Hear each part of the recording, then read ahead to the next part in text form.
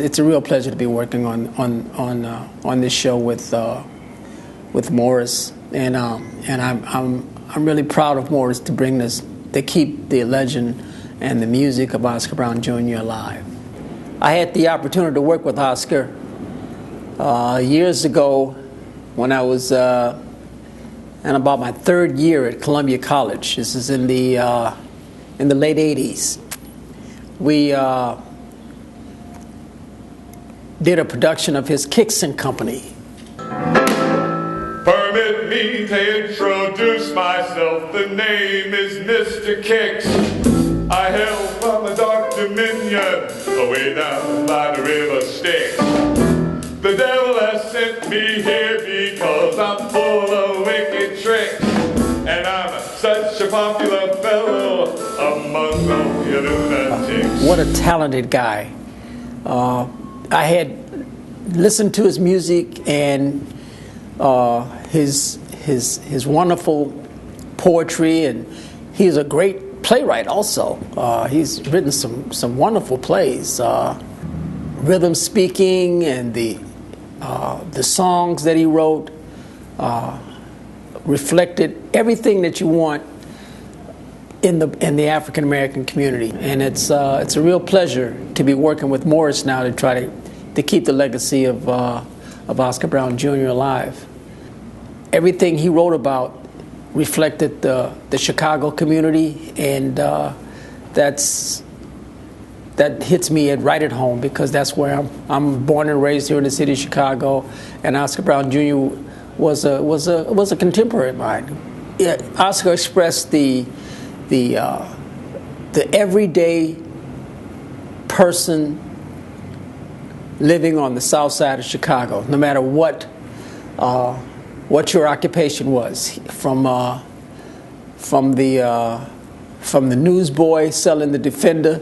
Defender paper, Chicago Defender, Chicago Defender paper. Colored boys in Chicago, Illinois, used to serenade the neighbors as they cuddled their papers. To a tune heard on Friday afternoon in a section known as Vaudeville Recollections, also Vaudeville. Chicago Defender, Chicago Defender paper, Chicago Defender, Chicago Defender paper. Oscar Brown Jr. had a piece of everybody who lived on the south side of Chicago, no matter what you did. The Iceman, the Ragman, everybody. You got Oscar. Oscar was there looking at you and writing about you, telling great stories about you. Just a piece like The Signifying Monkey. Signifying was huge back in the day when we were growing up, talking about different people in your family,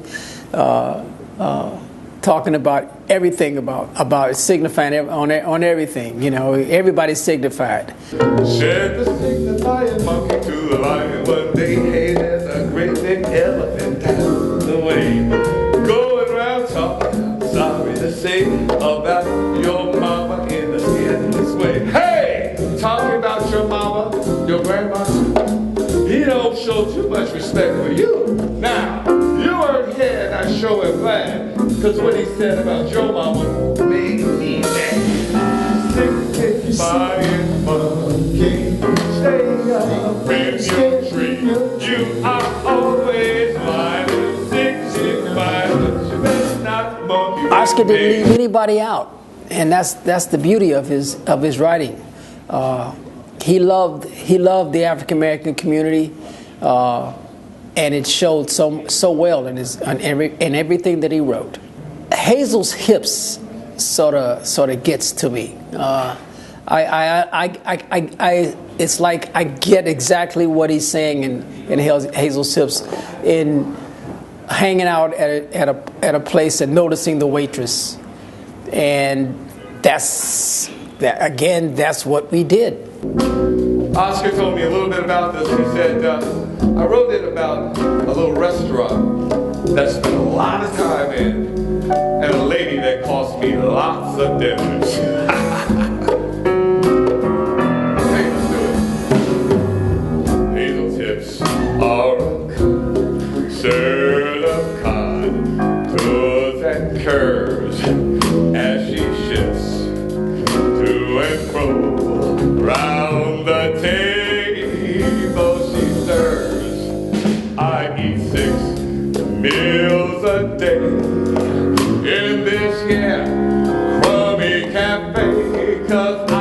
say,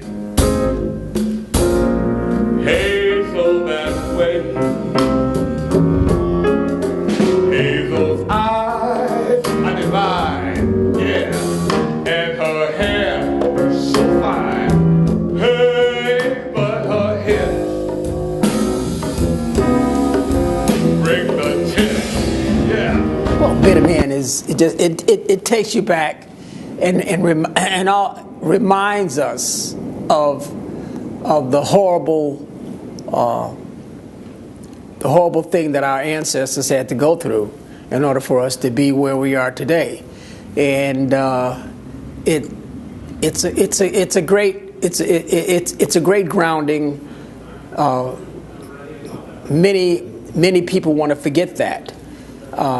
I choose to remember that our ancestors suffered the way they suffered, and use that as an inspiration for me to do better. Auctioning slaves is a real high art. Bring that young gal Roy, she's good for a start. Bitter Man, get him in.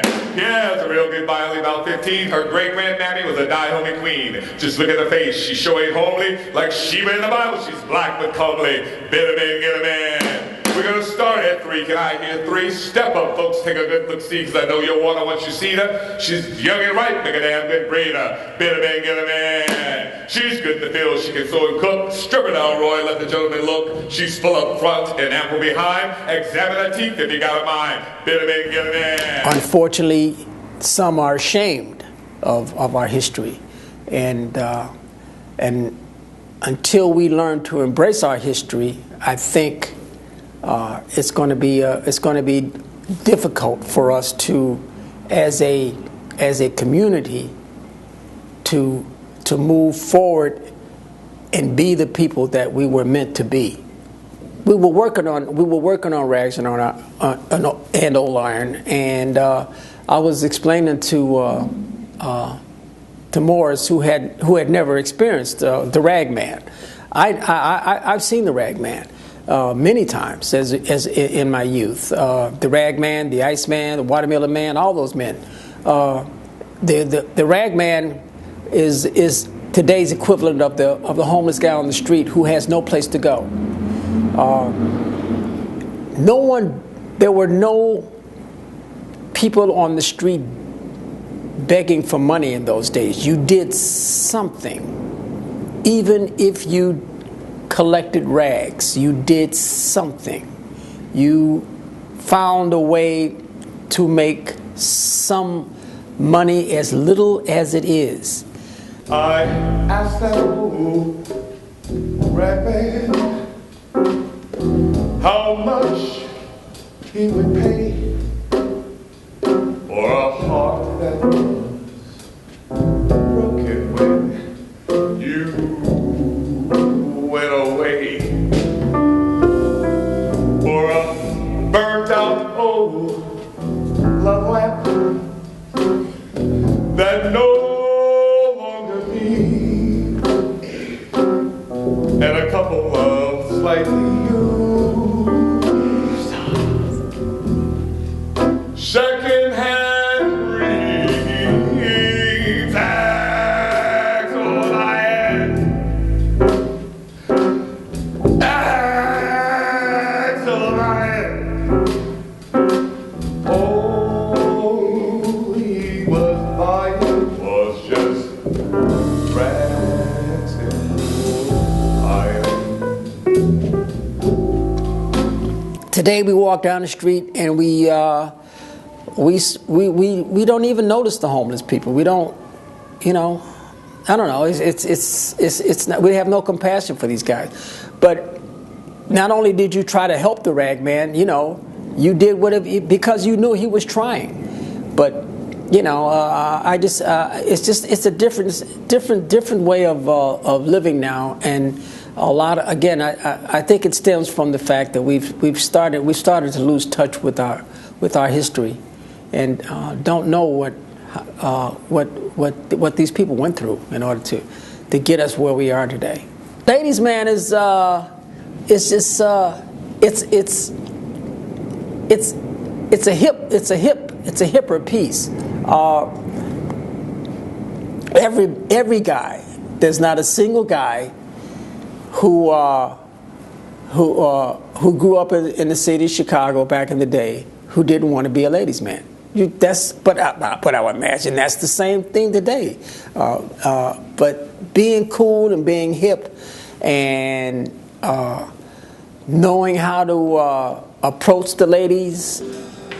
You know, back as a boy, I wanted to be the fellow women love to see and have them all consider me a ladies' man.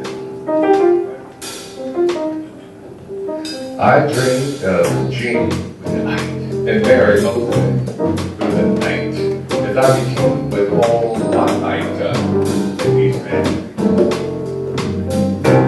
Bertie developed into full of flower, this throbbing thrust of manly power, consumed by every waking hour, a ladies' man. I still wear the tie and the sweater, you know, because that's still the best way to get the ladies. I've been to San Francisco and I've seen the cholera birds. I've seen that not only in San Francisco, I've seen them at other places. Mostly on the West Coast.